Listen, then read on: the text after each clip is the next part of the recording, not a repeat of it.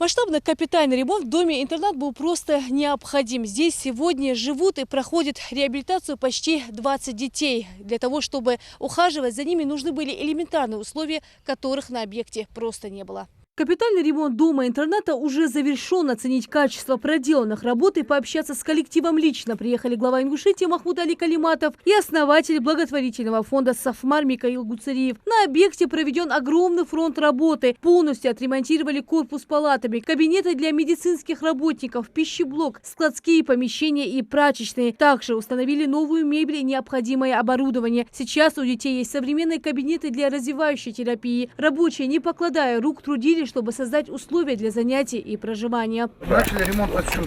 Верите? Вот просто ковырнешь, все сыпется. Ковырнешь, сыпется. Гвоздь забить невозможно. По 2, 3, 4 раза мы переделывали штукатурку. Кирпич, оно где-то, говорят, 70 или 80 лет этому зданию. И вот насколько возможно мы его полностью снутри перекрасывали, шпаклевали. Они были вот в этом корпусе в основном. Вот сейчас мы их вот сюда перевезли. Там будем делать, да? Да, потом мы можем, вот если необходимость есть. Персонал. 16 человек. Может быть, что-то расширить, может быть, с этого что-то делать. Поговорите. Основатель благотворительного фонда «Сафмар» Микаил Гуцериев отметил, что в пищеблоке необходимо создать дополнительные условия работы. По его поручению установят еще больше оборудования. Помимо прочего, будет произведен капремонт второго корпуса дома-интерната. Жизнь воспитанников и работа персонала будет максимально комфортной. Для этого приложат все усилия. Умение говорит, значит, деньги, это честь. Да, это честь. Я понимаю, это не значит, что у нас лишние деньги. Но это то место, вот это то место в Троицком, где надо сделать один раз.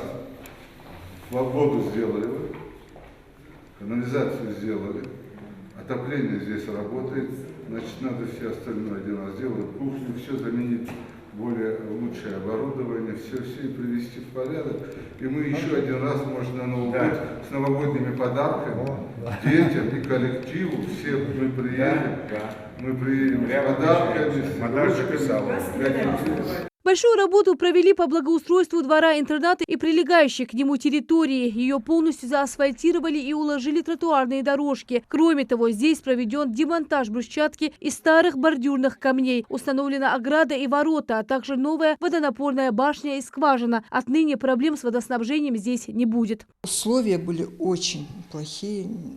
Невозможно было просто, как сказать, необходим был косметический ремонт, где-то был необходим капитальный ремонт, а где-то были еще, много было нарушений со стороны Роспотребнадзора, в смысле замечаний. Приходилось устранять своими силами все.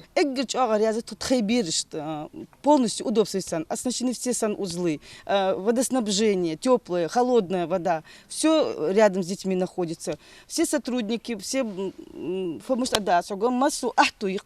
Проведение капремонта в доме-интерната для тяжелобольных детей стало возможным благодаря договоренности главы Ингушетии Махмуда Али Калиматова и основателя благотворительного фонда «Сафмар» Микаила Гуцериева. Корпуса, они были 60-го года постройки. Вот в 2018 году, говорят, 11 миллионов выделили рублей. 11 миллионов это мало, много. Вот, это подвет нашего Министерства труда и социальной защиты. Понимаете, здесь дети, они, больные дети, так скажем, мягко. Поэтому то состояние, которое было, оно само по себе было удручающее. Самое главное, ни канализации, ни воды, ничего, понимаете. И тогда мы с Михаилом Савашбековичем, у нас целый список там дел, которых мы там обсуждаем. И я ему говорю, слушай, вот это можно было посмотреть.